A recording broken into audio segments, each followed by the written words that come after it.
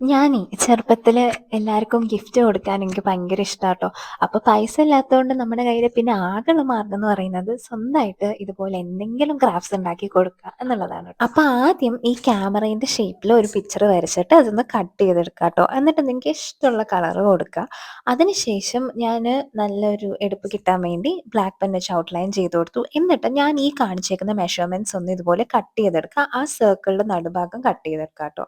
എന്നിട്ട് ഈ ചെയ്യുന്ന പോലെ തന്നെ ഫോൾഡ് ചെയ്യുക. ഫോൾഡ് ചെയ്യുമ്പോൾ നന്നായിട്ട് ക്രീസ് ചെയ്ത് ഫോൾഡ് ചെയ്യാൻ ശ്രദ്ധിക്കുക. അപ്പോൾ നമുക്ക് ഫോൾഡിങ് ഇച്ചിരിയും കൂടെ ഈസി ആയിരിക്കും. അപ്പോൾ ഇതുപോലെ 2 പീസും നമ്മൾ കട്ട് ചെയ്ത് ഫോൾഡ് ചെയ്ത് കൊടുക്കുന്നുണ്ട്.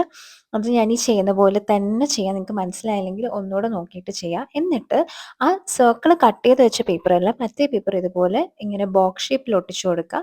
എന്നിട്ട് എല്ലാ എൻഡ്സും ഒന്ന് ജോയിൻ ചെയ്തൊന്ന് ഒട്ടിച്ചു കൊടുക്കുക. ഗ്ലൂ ഗൺ ഉണ്ടെങ്കിൽ കുറച്ചും കൂടെ നല്ലതായിരിക്കും. പെട്ടെന്ന് ഒട്ടുകയും ചെയ്യും. അല്ലെങ്കിൽ നിങ്ങൾക്ക് ഫെവിക്കോൾ ആയാലും യൂസ് ചെയ്യുന്നതാണ് കേട്ടോ. എന്നിട്ട് നമ്മൾ എന്ത് ചെയ്യണമെന്ന് വെച്ചാൽ നമ്മൾ നേരത്തെ കളറടിച്ച് മാറ്റി വെച്ചേക്കുന്ന ക്യാമറയില്ലേ, അപ്പോൾ അതിൽ ഞാൻ ജസ്റ്റ് ഒരു സെല്ലോ ടേപ്പ് ഒട്ടിച്ച് കൊടുത്തിട്ടുണ്ട്. എന്നിട്ട് ഇത് നിങ്ങൾ ശ്രദ്ധിച്ച് കണ്ടോളൂ ഗൈസ്. ഇങ്ങനെ തിരിച്ച് ഇങ്ങനെ ഫോൾഡ് ചെയ്ത് വെക്കണം.